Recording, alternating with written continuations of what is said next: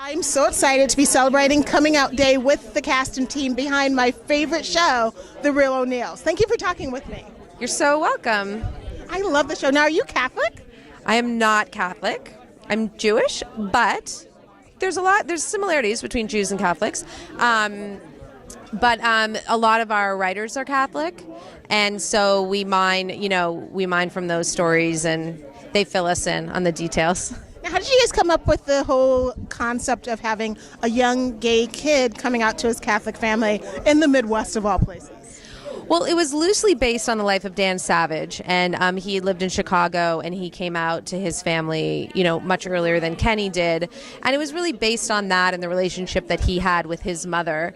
And, we thought, even though we're all, it's 2016 and gay marriage is legal and it's amazing, there's still places in the country where it's hard, for gay teens, and it's really hard to come out. And so we just thought there were stories to tell to aim at those people.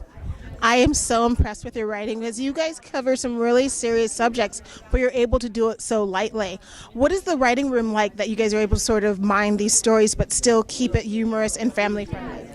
Well, our writers, about half of our writers are gay. Some of our writers are divorced, me included. And so we really, the writer's room is just this safe place where we mine from our own lives, and we tell stories that we went through. And certainly the people who are gay in the room, when they were coming out, they have their stories. And our director, Todd Holland, who's our in-house director, he tells so many amazing stories about his mother and his family that we use it all the time. Like in the premiere episode, the rainbow phone that he calls, Kenny calls RuPaul and Tyler Oakley on.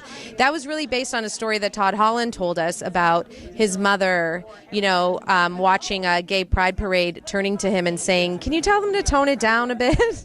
That was like really what she said to him, and we're like, "Oh my God, that's great. Eileen has to say that." So that's really where, it's difficult material, but everyone who's lived it and everyone on the other side can look back and laugh on it, and that's how I think we make it funny. What's been your favorite episode that you wrote on what was your favorite episode that you wrote in the first season? Well, the first season, as the show... Okay. Oh, sorry. Sorry, I have a tendency to do that. As the showrunners, creators, we kind of have our hands in all the episodes, but the particular one I wrote last season was the real F word. So that was a really fun episode, and I'm really proud of that. And then this season I was really lucky and got to write the Halloween episode. There's a huge, great fantasy at the beginning where Kenny's dancing with a bunch of very hot guys in cut-off football shirts, and then he manages to convince Eileen to have a big party at the house, and he may or may not be dressed as Beyonce, and it was really a fun, big, amazing episode with tons of music, which I personally love all the music we do in our show, so I'm really excited about that one. I'm looking forward to it. I was watching the very first season, and I fell in love with it. The moment I saw the whole O'Neill, the Shamrock, the Catholics in Illinois, I hope you guys are going to have an episode one day where you have the parish priest or the Monsignor come have dinner with the family. My grandparents did that every summer, every Sunday, and it would be such a bragging thing. We'd go to school the next day. I love that. Monsignor Minky had dinner with us. Monsignor, yes. These are good ideas.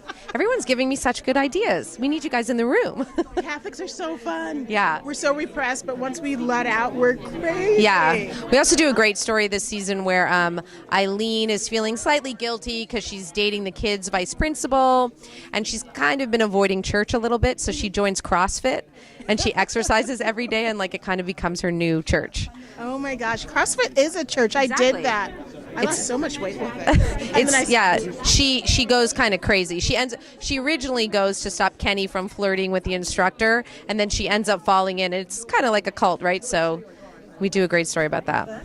Well, I have one final question. Yeah. What's it like bringing the show to ABC? Because it's very different from what ABC normally has as far as what they consider family. What was the pitch like? What was it like when they finally said yes? ABC was on board really from minute one. They were really, really excited about this idea. And they're the ones who have been saying, push it. Go further, we'll support you, we'll back you. They want the show to be edgy and really topical. So it feels like the best place. They're the best at doing family comedies, and we get to do this edgy, real family comedy with the best supporters we could ever have.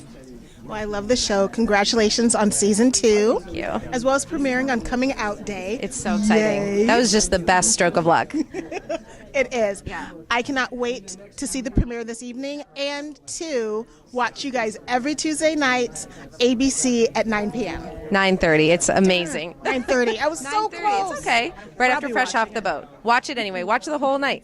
I will watch the whole night. Okay. Thank you for talking with me. Thank you. I'm a hugger. I love hugs. Thank you. Okay. So nice to meet you.